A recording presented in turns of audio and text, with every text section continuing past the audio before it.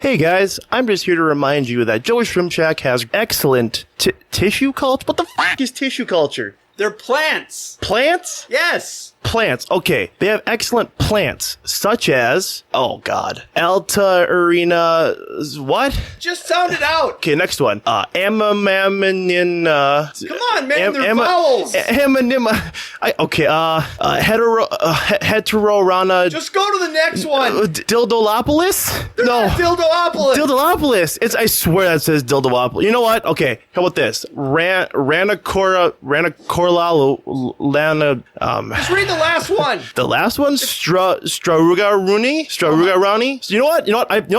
No, I quit. I'm done. But it's always hard to get good help. So, guys, go to joeshrimpshack.com. You can order great tissue cultures free of disease, snails, tissue cultures free of disease, snails, and whatever else. They're $8.99 a piece, shipped to your door. Use promo code Aquarium Guys at checkout for 15% off your entire order. Don't feel bad. I quit. This is dumb. No one can pronounce these plants. And guys, don't forget about our friends at the Ohio Fish Rescue. Wait, Rich? Rich, is that you? You came all the way? Wait, no. What are you doing with that? No, put that down. Wait,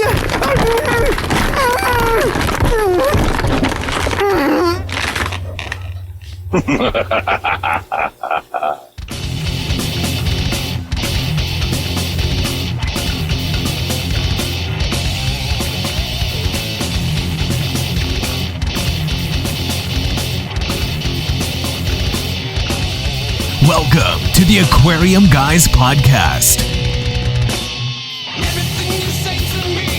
Welcome to the Aquarium Guys Podcast, and as you can see, I am not Rob's Olsen. He is actually tied up in the closet back there, and he's not going to be with us tonight. No, he wants to be. He's a little tied up right now.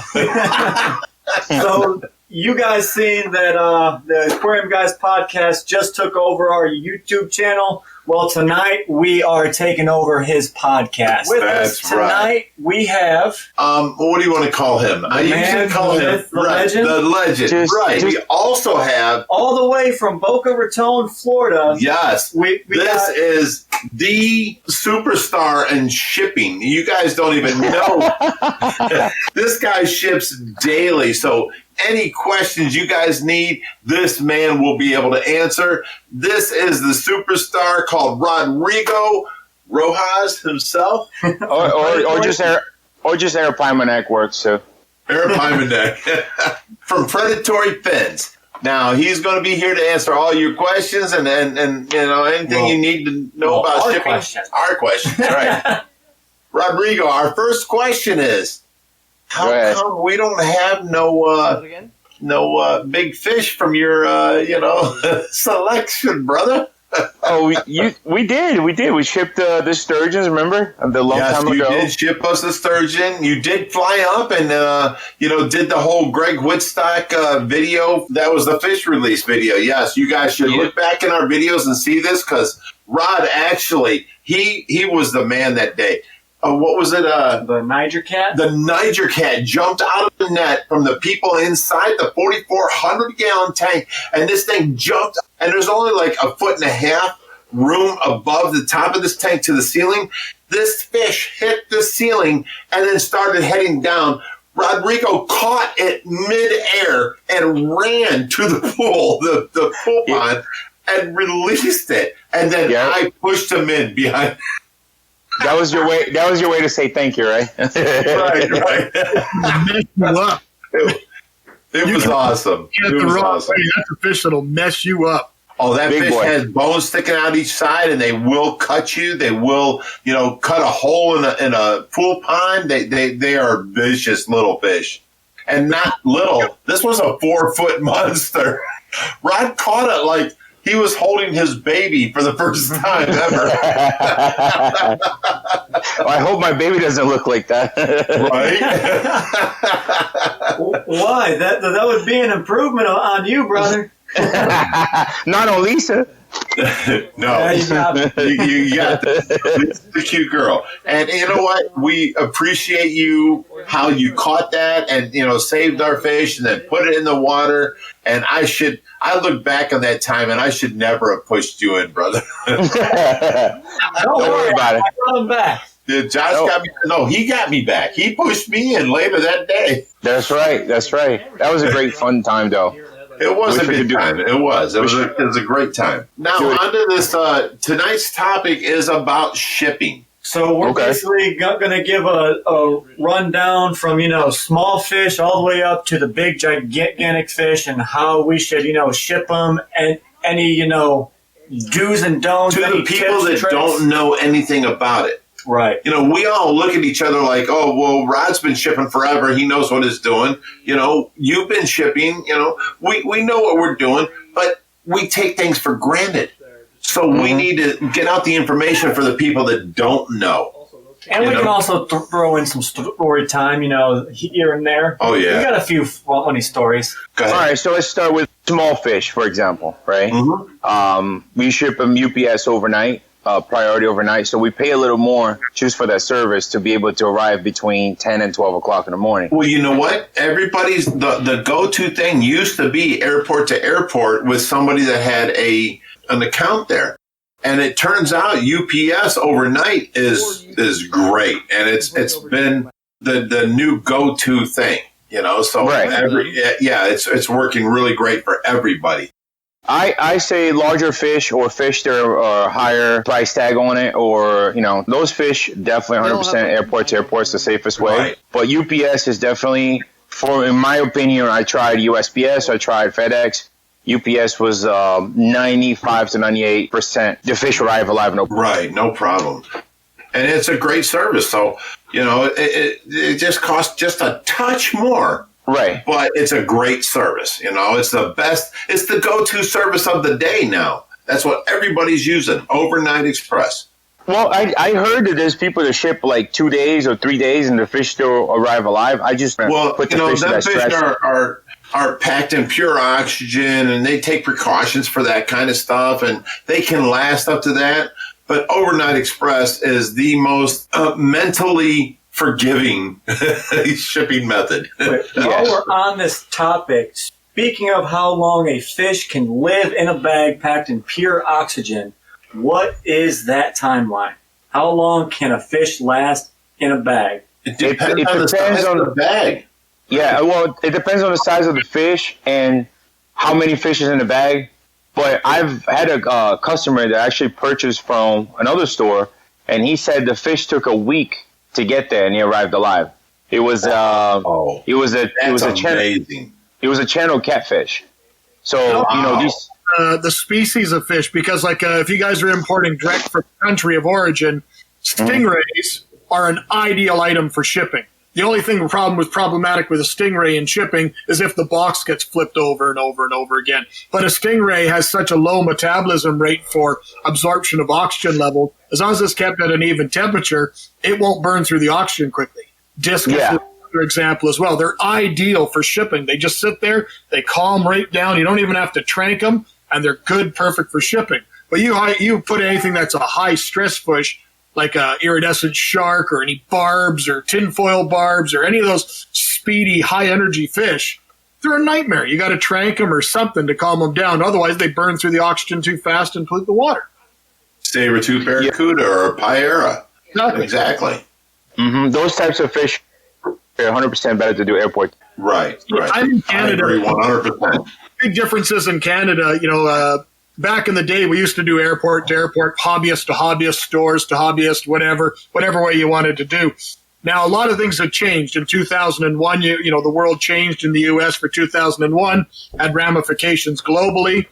And then now with the new situation in Canada, I can't take a box of fish and ship it at the airport. Even if I wanted to, I'm not allowed to. You have to be. Really?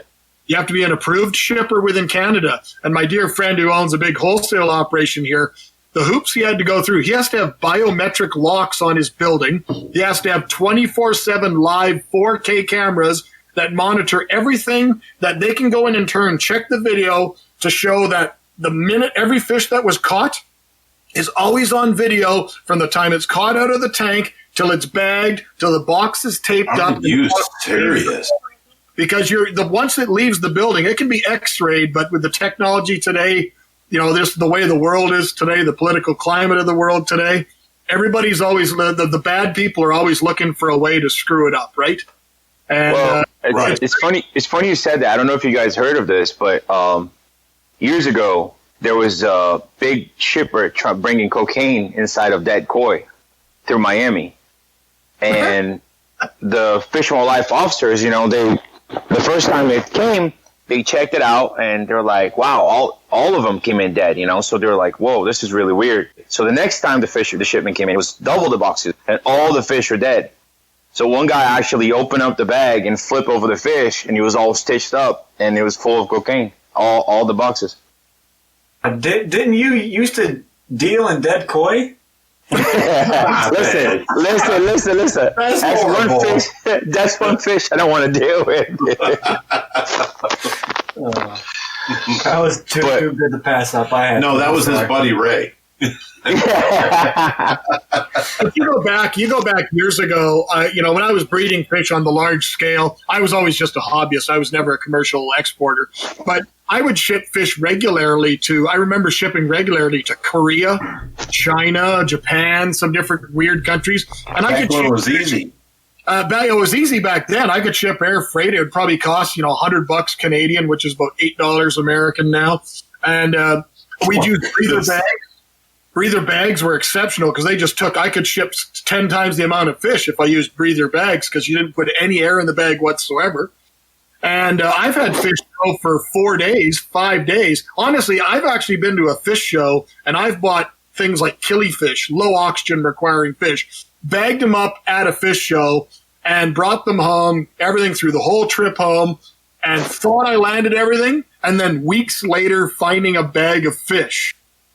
And you think they're all going to be dead? They were fine, just landed them. They were a little emaciated, but it happens. It does, yeah. So while we're on the topic of bringing fish across the border, while we have Ron on the podcast, I'm going to get his input on this. We have a 40-inch Arapaima up in Ontario right now. In Canada. That the guy's wanting us to rehome because he got into some financial trouble. Now he's getting rid of his house and whatnot. But let me say this. It's on the CITES 2 list. Coming across the border, we're kind of sketchy. We don't know. We called the Border Patrol. They said, no big deal, blah, blah, blah. They need to talk to the people in the United States. We called the United States Border Patrol. They're not open. Now, can we go up to Ontario, pick up this fish, which Canada says is no problem, bring it to across the border to Ohio? Hold on, Rick. Canada's irrelevant in this one because you're not bringing it to Canada. You're taking it from Canada. Right. We're taking it to Ohio. And our Border Patrol is not open to give us any answers. Yeah, but Big Rich, because it's a CITES species, the people in Canada have to apply. The reality that's the when we ship Arapaimas to Canada, for example, we have to apply for a CITES here, and they have to make sure that they tell them that it's a CITES species because they get inspected. Yep. You see what I mean? Right. So bringing it to the U.S., they might require to come in with CITES paperwork. And that paperwork usually takes about 3 to 6 months to actually process, too. Really? Maybe, it's the wrong way, but maybe just try to bring it in without saying anything. That might be the only way if they're closed. Do you have anything to close? No. There you go. So speaking on that, we don't really want to do anything illegal. Do you happen to know anybody up there by Ontario, Canada, but right outside of Toronto that would maybe possibly want this fish? I don't. I mean, we can make a video and an announcement. Somebody that, that can go. We did the same thing on Ohio Fish Rescue. And if you want to do it on, predatory fins, that's up to you. But it's a free 40-inch Arapaima that we cannot get across the border right now because of bullshit. Yeah. But if somebody up in Canada wants it, they can give it a good home. We're more than willing to give them the the location? It's a 40-inch Arapaima, 3 red tail cats between 12 and 24 inch, and a pleco. Back to the discussion topic: shipping fish. Shipping fish. Now, listen. Here's 2 different opinions. Okay, when people get fish shipped in and they're in CO2, O2, oxygen. O2, oxygen, pure oxygen. My bad. Okay, when they're in pure oxygen, here's the thing. If you was to take that fish and open that bag, at that point, the pH is going to change instantly. The ammonia is going to change because it was in O2, pure oxygen, and now you're opening it up to regular air. The chemical difference is going to change things. Here's the bad thing. Now, if you get fish shipped in and it's not in O2, pure oxygen, you can float it in your tank. You can let a little water in. You can, acclimate it, whatever, and then release it. But in fish that are in pure oxygen, here's the problem. That pure oxygen stops a lot of things from happening. And the moment you open that bag, your pH changes and your ammonia level goes up. So what you want to do is pour that fish out of that bag after you've acclimated it and let it, float in your water for like an hour or so, half hour. You can then pour it through a net and let all the water out. And you just take the fish itself and put it into your new tank. You do not want to put the water in there, and you do not want to acclimate that fish because you're stressing that fish at that time. When we take a bag and we float a bag, the only thing we're doing is acclimating to the temperature. That's it. There's nothing. Temperature, right. But bottom line is the most important factor, and the thing that's often ignored by people when they're buying fish on Aquabid and they're shipping between hobbyists or stores or buying fish from Rod, what the water chemistry in the bag at the time it was bagged is. Rod, what was your water like when I bought the fish? It's irrelevant what it is now. I just need to know what it was like when I bought it, because when I get it, I can just quickly test the pH. And if it's high, the problem you run and the pH drops because of the organic load that's in the water. The minute you start dripping water from your tank into that, you're going to release all that stray ammonia, and you're going to kill the fish in the bucket, the bag, whatever, before it even has a chance. Ammonia burn, stress, yes, all kinds of things. So that's more importantly that the people know is, and nobody asks that. Nobody ever asked me when I used to ship fish, well, what's your water chemistry like? That's to me the most critical factor, because that's your starting point. Because then you know what it came from, and now you can work from what it is now. I think that, honestly, it depends on each individual shipment. Because I'm importing from all over the world, right? Rodrigo, let's say your pH is 7.8, and you're sending to Singapore, and their normal water pH is 6.0 or something. Let's do it this way. I'm importing from Colombia, right? Over there, it's acidic water, right? So, for example, I built that acclimation system to make it easier for us, because you're talking about 20, 30, 40 boxes at a time. It's impossible. So what we do is literally we look at the fish first. If the bag looks clean, the water is not dirty, okay, what we do is we get a bunch of the same fish, put in a container, and then we slowly open our water, right? Our brand new water that's already filtered, and that starts washing out the old water. But we also add ammonia remover in the water just to be safe in case of an ammonia spike. So we do that to every single order that comes in. But if it's a fish that, okay, look, he looks like he's going to die, okay, the water's bad, we're going to take that fish out right away and try to acclimate as fast as possible. I don't suggest that because you're shocking the fish even more.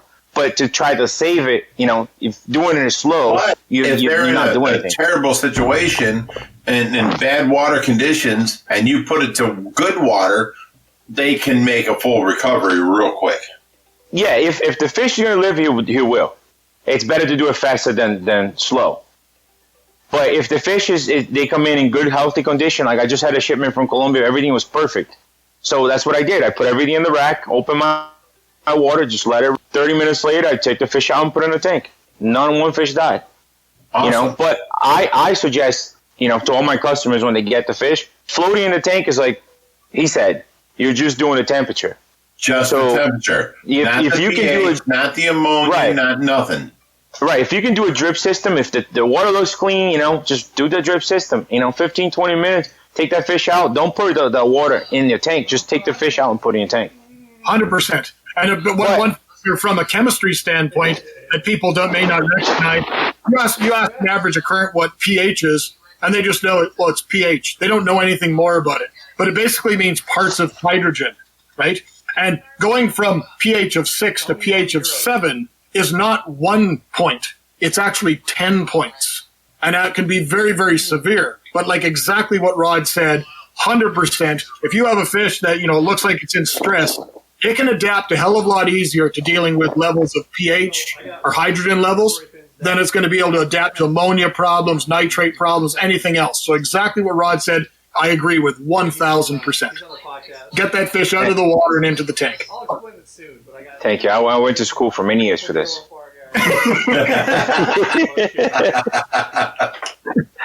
But and his woman slapped him around a lot for this. We'll leave that for the next podcast. Well, that might be for our live stream. We can get it face to face. All right, I'll be there. I'll be there Friday night. But honestly, I think one of the subjects, changing the subject real quick, one of the subjects that should be discussed for everybody to know, people buy fish and they don't have the tanks. That's the worst thing. I deal with that every day. And I try to be polite because sometimes, I had a call the other day, the guy's like, hey, bro, my puck was dying. What do I do? I'm like, I don't even know who you are. Who'd you get a fish from? For me? No. Then what the fuck? What are you calling me? But I tried to help. But 70% of people that are buying fish right now, they do not know how to cycle a tank. Hey, Rod, let me stop you right there.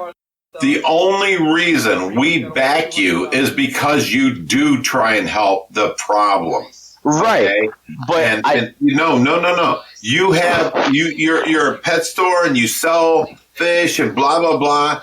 But you do help the problem. And I want everyone to know this. This is why we back you. This is why we show up at your show every year. This is why, we love you and you take care and try and help the problem out there and try and educate people. We love that. Right. But what I was trying, and I appreciate that, Big Rich, but what I was trying to say is sometimes people just call. They don't even say, hey, how are you? They don't even care what are you doing if you're busy or nothing. It's just they call expecting an answer to save their fish. You know what I mean? And it's it was so simple if you just did a little research. It's all over the place. You learn how to cycle a tank, no problem. Nobody looks at it anymore. It's just nothing. Just 90% of the population don't know about the cycle of a tank. No, and that's something that is insane because this is why I envy Asians when it comes to aquarium keeping and fish keeping, okay? Yes, they might overcrowd the tank, but these guys will spend a shit ton of money on filtration and then the fish. Over here, we do it different. We don't spend any money on filtration, but then we want to spend money on fish. And then we worry why the fish die. Hey, but there's that new FX6 that should take care of all my problems. True. I don't like canisters at all, but yes. They want to buy the aquarium used at the cheapest price possible. Yes. DIY, they want to make their own junk. They want to pressurize a 5-gallon bucket they got from Home Depot and fill it with hair curlers that are used, and they want to do all this stuff, but then they want to go buy a $600 flower horn or a $700 this or something, and they want to throw it in the tank, and then when there's a problem, they can't understand why.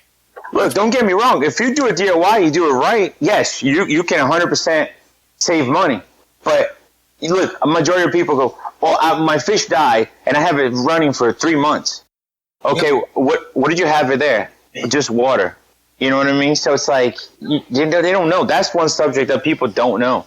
And you're on the retail side, so you get all those questions every day. And like Rich said, you and me have never met, but I commend you as well. For someone that's willing to, you work in the retail sector, you answer emails, countless emails every day. You're taking phone calls, countless phone calls every single day, and you're helping people, genuinely helping out of the goodness of your heart. But you're also doing it in a way it's an investment in yourself and an investment in your business. everybody that phones in is a potential customer down the road if you treat them properly. And the reason they're phoning you is not just because you're knowledgeable, it's because you are exceptionally passionate about what you do and you're going to give back in that way. And maybe one day when they get the proper knowledge that you're giving them and they start reading, they start getting into it a bit more, then you're going to have a customer for life. And that's probably the main pillar of the success of your business.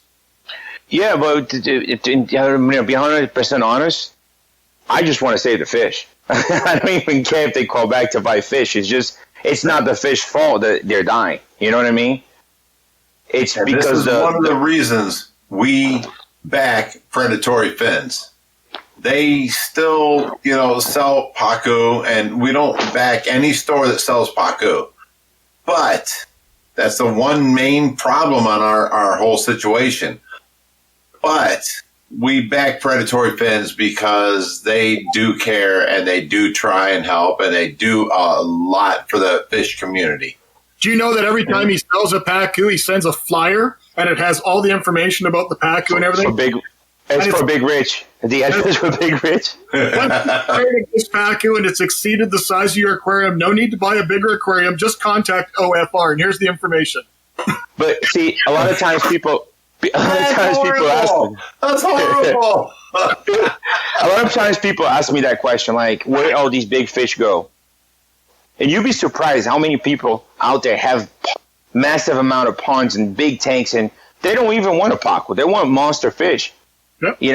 To be honest with you, you might not even like this, Big Rich, but a lot of the pacus I take, it goes to Hawaii.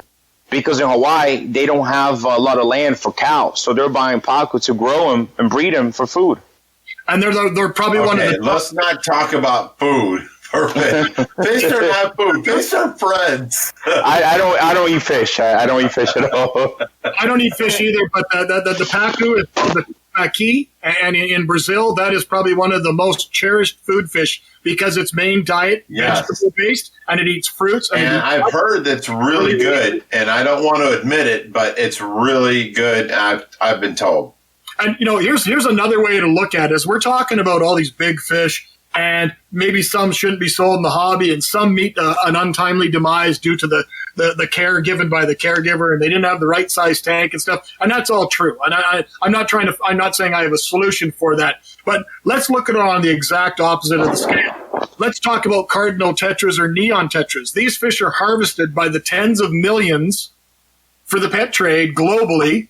How many, if they catch 1 million neon tetras, how many of those neon tetras do you think honestly end up in an end consumer's aquarium? I bet 100. Probably very little. 1,000 or so. It's very little. Exactly. Very little. At every step of the way. But cardinal tetras for 6 cents or 8 cents or 11 cents or whatever it ends up being on the wholesale side. But they're extremely disposable to people. A pacu that's can handle so much abuse. I don't warrant the abuse, but it can just handle poor water quality, small tanks, bad feed, and live through it all, right? It shouldn't be, but it happens, and these fish persevere through all of that stuff so they can end up one day at Big Rich's place. So let's get back into the talk. Rod kind of started hitting on it, and he was talking about how he was shipping small fish and how he does it. We'll just climb our way up the ladder. Yeah, let's go up to big fish now. How the best way to ship a big fish that's a big problem across the United States.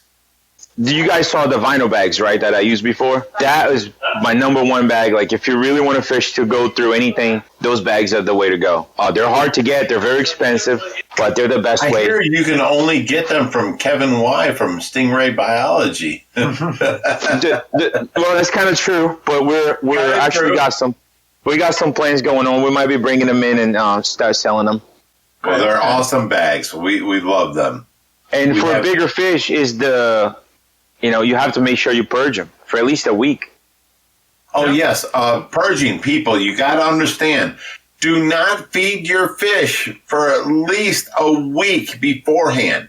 Well, no, it depends on the type of fish. Big monster fish, yes. Small little sped-up kerosins and smaller fish that have a higher metabolism, 48 hours and tops. You go any longer than that, these fish are going to die before they get there. You'll be weak for shipping. Yeah, no, I agree. Okay, I get that. We're talking I about get monster. that. And I believe in that. And I believe what you're saying. But even let's go with what I'm used to is monster fish. We even sometimes take and put Epsom salt in the water. It's a diuretic, and it makes them pass everything. Yep. And, 3, 4, 5 days before shipping, we do the Epsom salt, and they pass everything. And next thing you know, they can stay 2-3 days in a bag of a 3-foot fish and can make it to their destination. Speaking about monster fish and transport, I know you've got some guys on the podcast tonight that know a thing or two about transporting massive, huge monster fish. And I know I personally went all the way across the United States to pick up some big old fish. My dad's made a trip to California several times. Raj transported monster fish, and I'm sure... From California. Right. The same place I got the fish. And I'm sure Chris has had his whole ordeal of transporting monster fish as well. So we can go ahead and talk a little bit about how each of us, maybe it might be the same way, but we might have different ways that we transport our monster fish. That is great. All right, let me tell you my story about going to California and then bringing these fish back. Well, we don't have to talk about the story. We just talk about the technique. The technique, right. There you go. Okay. Now, Rod went to the same trip as me, and I don't know his technique, but here's my technique. I took a few big tubs, and I put some big fish in there, and I had a 5,000-watt inverter in my rental truck. And I had extension cords going in. I had heaters going. I had linear air pump that ran every single sponge filter that we had running at the rescue that was formulated with bacteria and was running on many, many different tanks. I took them and kept them running all the way to California. And then when I come back, these, instead of just blowing air, I was blowing a sponge filter. Just don't put Prime in the water, guys. Yeah, don't do Prime. Don't do Prime. Prime works great unless you have your son sleeping back there, because you all know that story, right? Anyways, we ran the air pumps and then and then the air sponge filters, and everything was great. We didn't lose no fish on the way back the first trip. Essentially, what that's doing, he's saying pre-seated filters, so you're automatically having to put air on these fish. If you use a sponge filter, if you use it's not only giving your fish oxygen, but it's also filtering the water at the same time. In some of the larger tubs, we go ahead and we actually take a barrel filled with, bio-balls or whatever media you might want to do at the time. You actually take that as a pre-seated filter set up, and you can stick a pump down in your water. Say it's a 6-foot round tub, which is what we use at times. You start getting this water sloshing around in there, and say you have that intake halfway down, and it sucks air while you're driving down the road. You might not see it driving down the road, but you pull over at a gas station, pump hasn't been running for 2-3 hours, you got fish dying. With a pump on it, it sucks air, it'll start right back up and filter your water out. And you know what it's doing is it's taking your ammonia from your fish that you may or may not have not fed for 3 or 4 days like we asked you to, and they're peeing. They're creating ammonia. There's certain different biological aspects of this that turns ammonia into nitrites and then into nitrates, and then makes it less harmful nitrates. And your fish can live with that. The point is, you have to have some sort of biological filtration on a long distance trip. Rod's made long distance trips from California all the way to Florida. I went from California to Ohio. It was a 37-hour drive, 37 hours there, 37 hours back. And, the fish made it. I didn't. I got hurt. I fell out of the truck. I ripped all my tendons off my right shoulder. It was horrible. But I was seeing things. I was, hallucinating. It was a horrible thing. But I drove 92 hours straight. It was crazy. So you guys got our perspective. Let's hear some of these other guys' perspective and how they do things. I just ship them. I'm not driving for sure. Rod says I just ship them. I've never done anything like what you guys do. Where I live, the closest city, like the closest major city, is 8 hours away. All the major Canadian cities are all like 8-10 hours away from each other. It's just the way it is. So, like, I've never ever experienced the way you guys have done it. Is you guys didn't start out at the get-go at the very beginning. Once you first started OFR, even when you first started keeping fish, saying, hey, I want to drive across country and I got to, how am I going to go pick up a 4-foot catfish? You guys didn't plan that. You've grown and grown and grown, and you guys have had all sorts of mishaps and follies along the way, and that's what makes you watching your channel so important and so integral, is the fact that it's interesting. Real. It's real. You guys aren't, you guys not polished. It is what it is. We're going to drive across here, and we've got batteries, and we've got air pumps, and we've got water, and there's going to be something that you're not going to think about. You know what I mean? Like, you get a flat tire in the middle of the night or something, and then you turn the truck off, and the battery, the air pump kills the battery on the van. Now we're stuck here overnight. There's so many things that could go wrong that you can't plan for. But you guys have been doing this long enough that you got it down to a pretty good science that you guys know that no matter where it is, hey, we want to drive to Maine to get something. You guys might just not just jump in the truck and say, hey, let's go and get it. You guys got to plan it, but you guys have done it for so long that you know what you're doing. And that's why you guys are the people that people look to for this. Sorry, I'm not talking against Rod. I don't know Rod's side of it. Rod said he just ships fish. I wouldn't have a clue how to ship anything big like that. I know anytime that the wholesaler here gets anything big coming in and out of Brazil or anything like that, it's always packed. If it's something bitey or spiny, they put it in literally a plastic gas tank. They cut a side out of it. They throw the piranha or whatever it is in the gas tank. The gas tank goes inside a fish bag, inside a wooden crate, and then the wooden crate goes inside of a custom-made box, and then they ship it on its way. But I've never dealt with anything bigger than like a Royal Panac that's 24 or 30 inches long. The stuff you guys go get. Oh, that's so little. It's cute. Yeah, look. All that thought, But like the stuff that you guys have driven across country, and there's been many of your adventures have been on your channel and stuff, the stuff that you guys go get. That's why you are who you are. Nobody else is willing to go to those lengths to the same degree. Yeah, no, Big Rich, that was crazy. California drive now. When I went over there, Kevin and I bought a bunch of really large boxes, and we shipped everybody back to Florida. It was a lot less stressful for us, but to get everybody packed up, the main thing we do is we don't use their tank water. We use fresh water. And if the fish is like he was saying, like if the fish is going crazy, you just put a little bit of ice in the bag. I try to keep that ice separate. So let's say I'll get another bag, put the ice inside just to cool the water enough for them to calm down, right, and ship.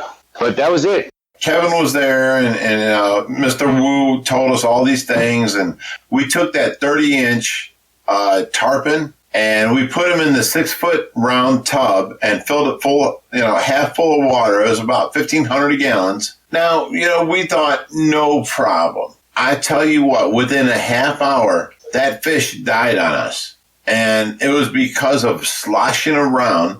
Yeah. That we were doing while driving on the highway. It was sloshing back and forth. Now, to be fair, tarpon are so hard to transport. It's kind of like they are very timid.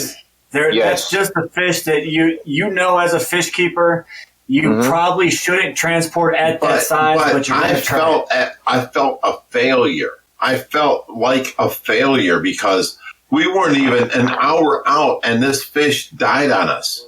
And I was so upset, No, but that's how we learn, Nobody's going to teach us how to do it. We learn on our own. Well, how many people know how to move a 30-inch tarpon? Exactly. What's that? It's totally opposite end of the spectrum for you, but like you feel like you failed, excuse me, about moving a fish of that size. people that export Coriodoris, and Rod, if you import Coriodoris catfish, the little pep cories from South America, hundreds of species. Most people never knew about it, but back in the day when you were bringing them in, and you would lose a fairly large percentage of them. And people could never figure out what the trick was to shipping them. They thought massive oxygen potential or something different. No, the trick is the fact that cories will stress out like crazy once they're in that environment of a box. And they release a toxin into the water that essentially is going to poison them. So people that generally really know how to work with cories, the top cory people in the world, in the UK, in the States, and South America, what they do is once they catch the cories out of the tank, I'm talking the tank at the packing station in, say, Manaus, Brazil, and they're ready to export that bag of cories. They put them into a tub with clean water, and then they keep repeatedly kicking that tub for a few hours to stress the fish out enough that they release that toxin out of their body. And they keep changing the water. And once that's done, then they package those cories up and send them on their way. Now, how you think about that?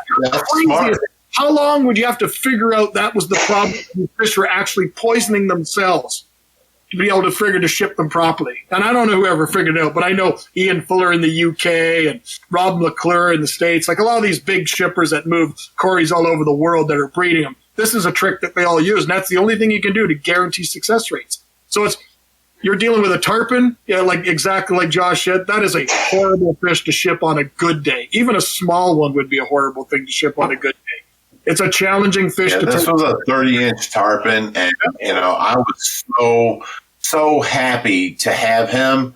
And I thought, he's going to be a staple at Ohio Fish Rescue, and then I couldn't keep him alive.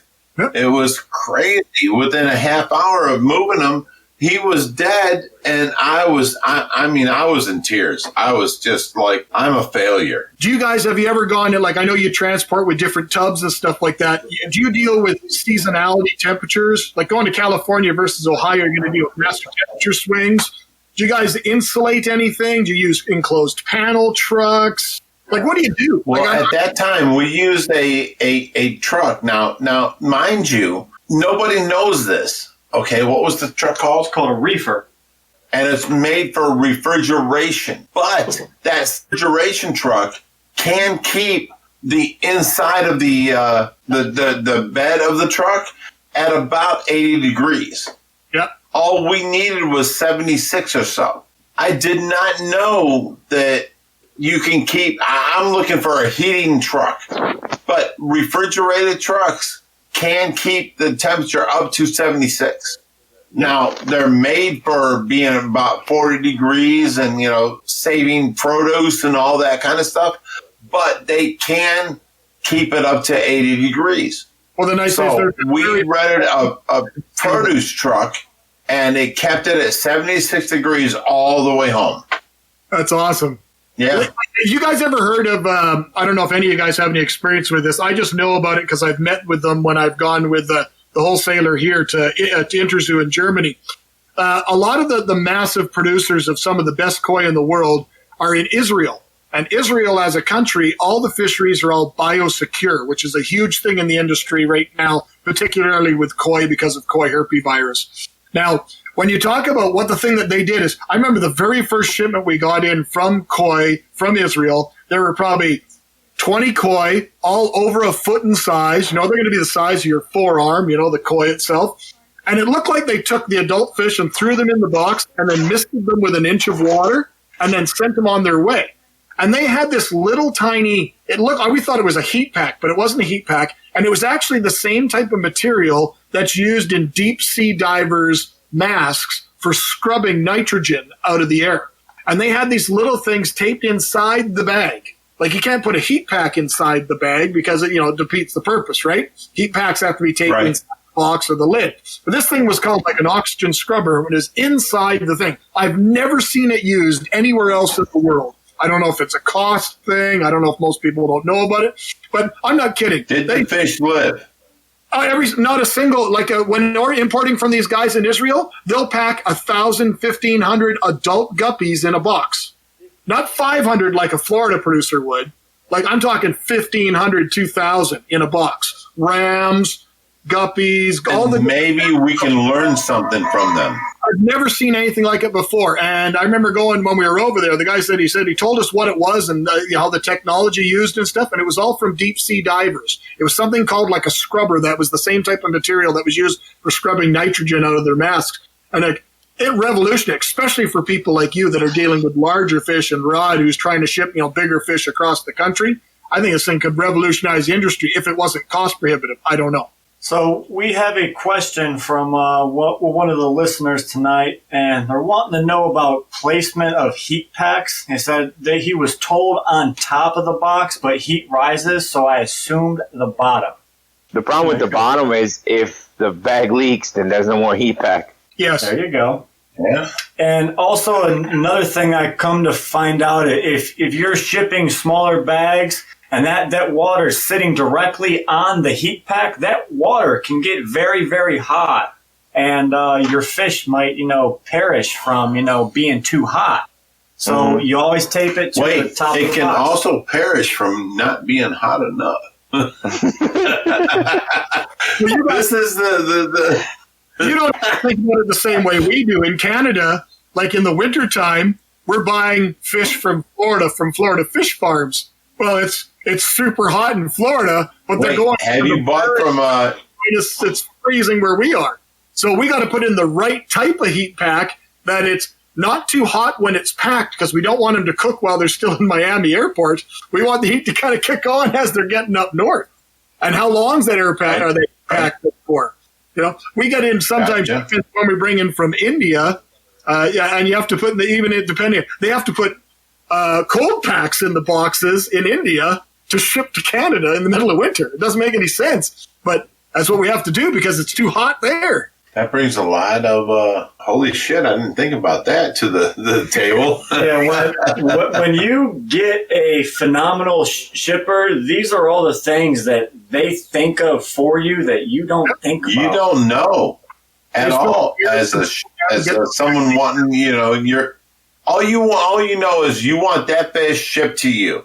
Thank God there's people out there like you, Chris, and Rodrigo that know and think ahead of time as to what to add to these fish being shipped to you. You know what I learned the other day? What's that? We were packing I think it was 60 boxes. And now I'm dealing a lot with smaller fish like plecos and stuff like that. Every single pleco that we packed, they pooped in the bag. So we had to open all of them over again and repack all of them. They're poop factories. You know that. No, but look. There's no way for you not, even if you're not feeding them, they're still eating stuff around the tank. So now, like he was saying, now what we do is we put them in a container. We wait a couple hours. We leave them for last. They poop all over the container, and we take them out and put them in the bag. But that's the whole discussion we're doing. You learn as you go. So that's what I'm saying for you, Big Rich. Don't feel like a failure. It was a trial. It messed up. I know exactly what you're talking about. I imported a huge tiger ray when I first opened the business, and I was in love with it. It was like something out of a movie. I never seen one in person, and I was just so happy. And I acclimated too fast. I turned around, the thing's like a pancake upside down. And that was the biggest tiger ray I've seen in my life. So that's horrible. It's a mistake, that we did, and we learned from it. We don't do it again. Hey, you know what? You learn from your mistakes, and you become better fish keepers from it. And you know what? People rely on you, Rod, because you are an international shipper, and you supply people all over the United States with great fish. You know what I'm saying? I've not heard bad things, coming back. You are a great pet store and a great shipper. Fish store. Fish store. What did you say? Pet store. Okay, fish store. No, you have done what other people have wanted to do and dreamed of doing. You have taken over and done it. You just out of nowhere started a pet store, and next thing you know, you're taking over the country. I mean, you are doing great things. I'm in for the hobby. I want to see these fish. I want to make sure they're good, they're healthy. You know, it's not like I said. If it was just to build a store, that's cheap. I would just be like everybody else.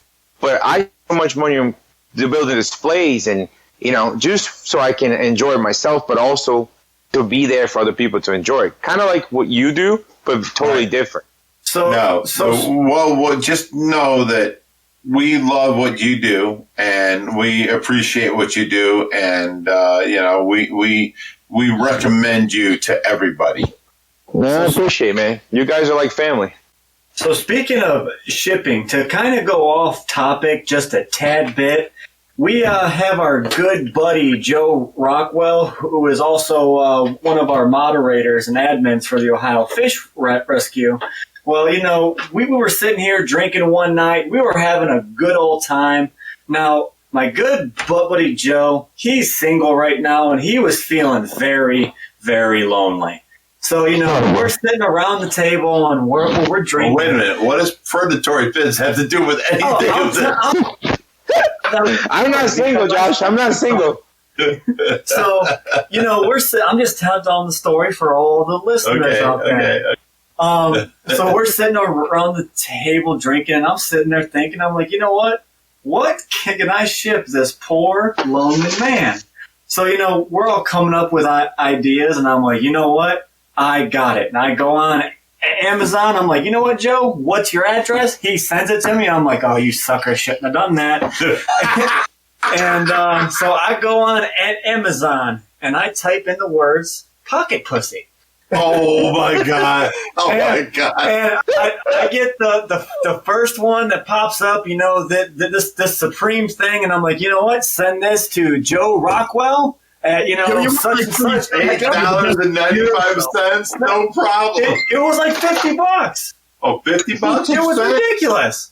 But we go ahead and we get this shipped off to him, and I forget about it. Like 3 weeks dude, we later, forgot completely. Joe hits me up, and he's like, you motherfucker. He's like, my mom intercepted that package. She almost opened it in front of my father.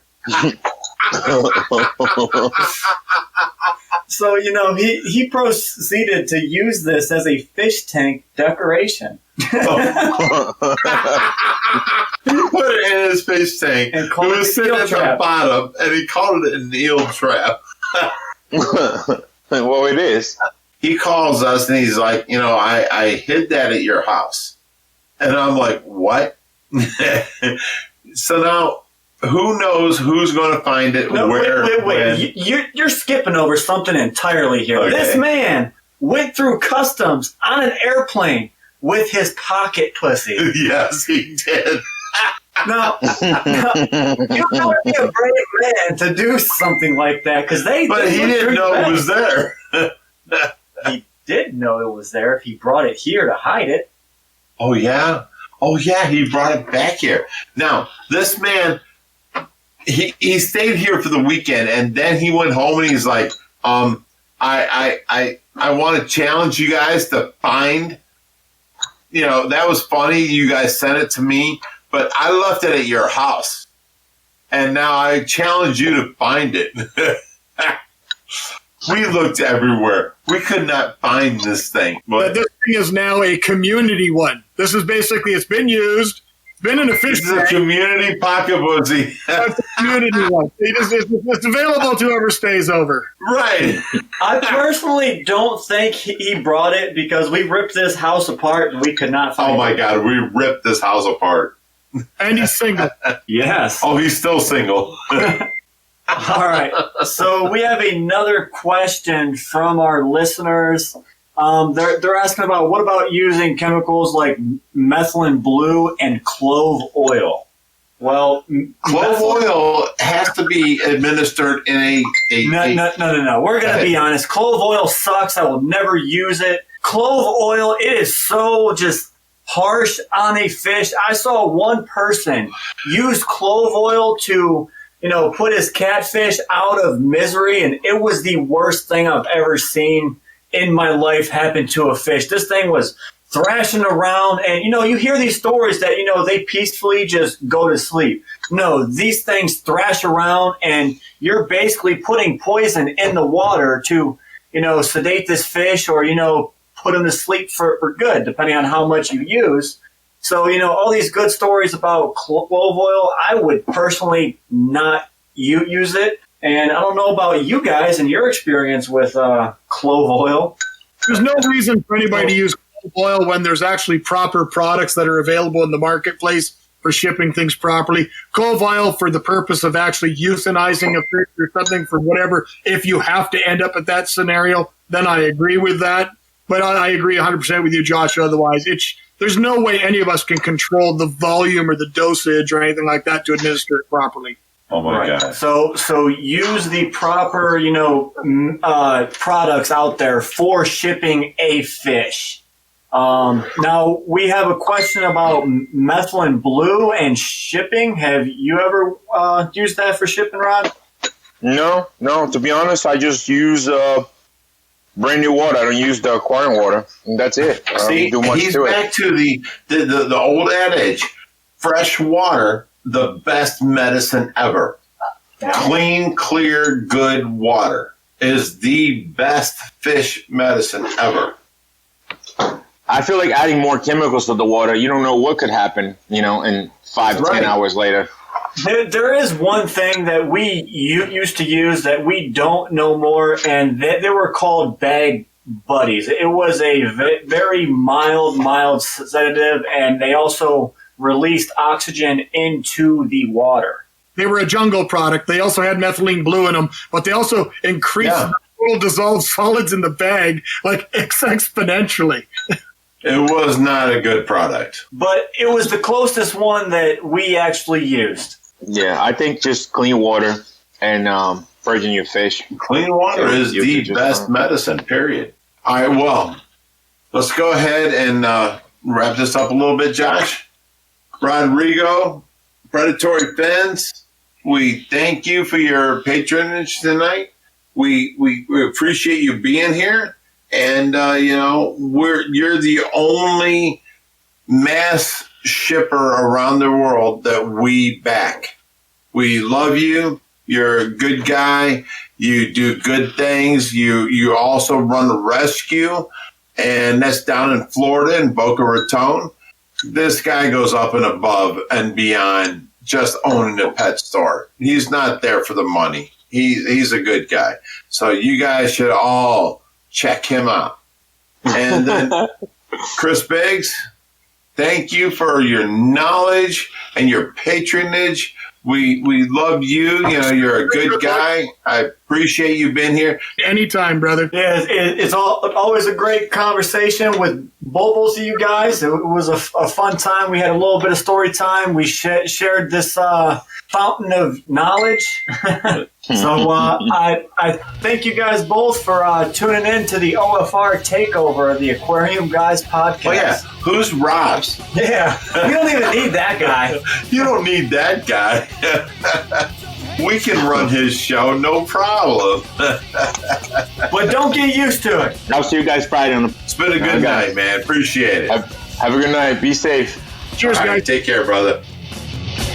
Thanks, guys, for listening to the podcast. Please go to your favorite place where podcasts are found, whether it be Spotify, iTunes, Stitcher, wherever they can be found. Like, subscribe, and make sure you get push notifications directly to your phone so you don't miss great content like this. I never knew that a Minnesota accent could be so sexy until I heard Adam's voice. Go f*** yourself, don't you know? That's my boy, don't you know?